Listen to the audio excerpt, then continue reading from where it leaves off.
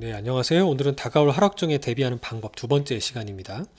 항상 주식이 올라갈 것만 같다라고 생각할 때는 반대로 하락할 수 있는 가능성, 이런 부분에 대비할 필요가 있고 좀 냉정하게 투자 원칙을 좀 생각해 볼 필요가 있어요. 그런 차원에서 제가 오늘은 지난번 자산군 및 투자 시점 분산에 이어서 오늘은 투자 스타일의 분산에 대해서 말씀을 드리겠습니다. 똑같이 주식형 펀드라고 하더라도 이걸 스타일을 뜯어보면 성장주냐 가치주냐. 그러니까 성장주 같은 경우는 지금은 돈을 잘 못 벌지만 앞으로 대박 날 것 같은 종목들. 뭐 지금 같은 뭐 테슬라 같은 전기차 종목들이 될 수 있고요.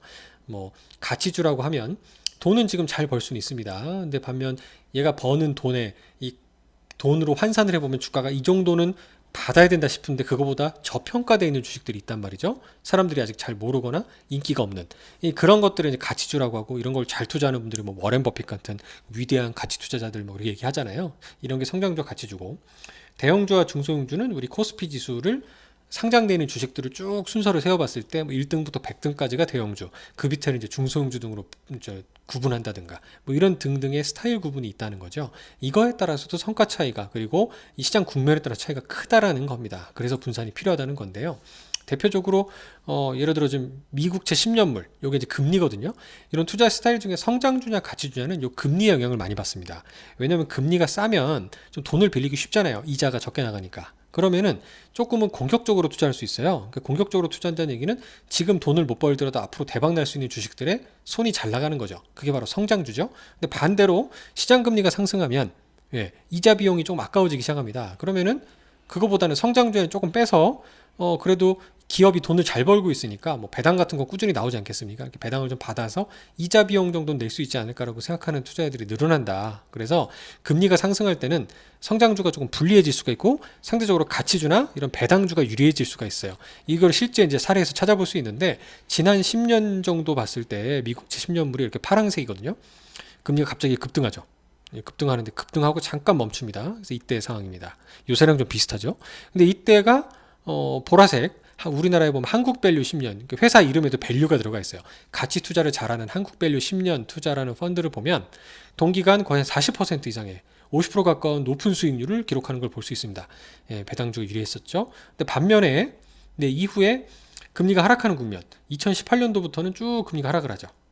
그리고 이제 올해 들어서 좀 오른 겁니다. 작년 말부터. 이럴 때는 가치주가 오히려 30에서 마이너스 한 30% 또는 뭐 조금 쌀 때 들어가셔도 마이너스 10% 정도 손실 보는 조금 불리한 국면이었다는 거예요.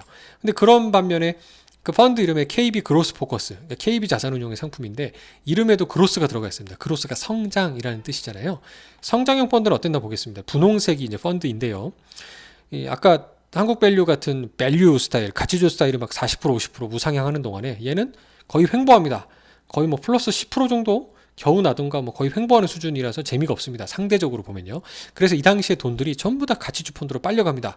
안타깝게도 이때 40% 나고 나서 쭉 이 뒤에 빨려 들어가죠. 그래서 이제 좀 재미를 못 보신 거긴 한데, 어쨌든 금리 상승기에 성장주가 불리하다라는 게 이제 여기서도 보입니다. 반면 똑같이 금리가 하락하는 국면, 그래서는 어땠냐면, 이때는 오히려 주가가 최소한 높이 들어갔어도 물리진 않고 원금 수준, 또는 하락할 때 들어가시면 플러스 한 10에서 15% 정도 수익이 나는 것을 볼 수 있습니다. 금리 하락기에 확실히 성장주가 유리하구나라는 걸 볼 수 있고, 이거보다 뭐 미국의 성장주를 투자하거나 이랬을 때는 훨씬 더 유리한 국면이 나타났다라고 볼 수 있습니다. 그러면 이제 이럼에도 불구하고 또 하나 스타일, 대형주냐 중소형주냐라고 볼 수 있는데요. 대형주는 굳이 차치 안 하더라도 중소형주가 되게 흥미로워요. 보이십니까? 똑같은 10년을 투자했는데요. 앞서 제가 보여드렸던 뭐 가치주나 성장주들은 60%, 50% 수익이 나는 동안에 얘는 100%씩 수익이 납니다. 거의 2배 정도 수익이 나는 거죠. 중소형주가 아마 시가총액이 작아서 조금 시장 분위기가 돌아섰을 때 크게 올라가는 장점도 있고요. 또 10년이면 강산이 변한다는 뜻도 있지만, 어떤 그 작은 기업들의 라이징 스타들 같은 경우는 좀 장기 성장성이 대형주에 비해서는 아무래도 덜 알려져 있다 보니까 이게 돈이 된다라고 돈이 몰리거나 기업 가치가 올라가는 속도가 상당히 커서 그런 게 아닌가 생각을 해볼 수 있는데, 근데 문제는 이게 변동성이 커요, 얘도.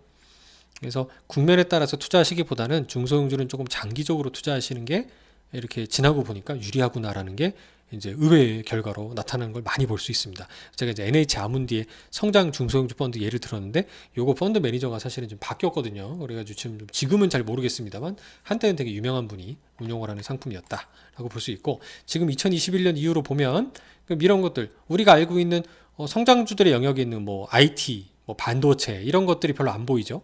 맨 밑에 2차 전지 하나 딱 보이는 거 25% 난 거 빼고는 거의 2배의 수익률이 철강이라든가 운송이나 에너지, 산업재 등에서 나타나는 걸 볼 수 있어요. 그럼 이 얘기는 뭐냐면 이게 지금 가치주, 올해 금리가 많이 올랐으니까 가치주 영역들의 주식들이 많이 올라갔구나. 또 한국 밸류도 보이잖아요. 이런 것들이 지금 시장의 스타일을 반영하는구나라고 생각해 보시면 됩니다.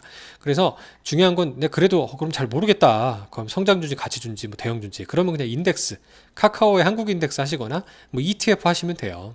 근데 만약에 그게 아니고 내가 조금 나눠서 투자해 보겠다. 카카오의 똑똑한을 주로 지금 성장주 중심으로 투자를 하고 있는데, 그러면 제가 지금 소개해 드리고 있는 뭐 철강이나 아니면 건설 또는 기계 장비 뭐 이런 것들을 좀 사보면 어떨까라는 말씀을 좀 드리고 싶네요. 감사합니다.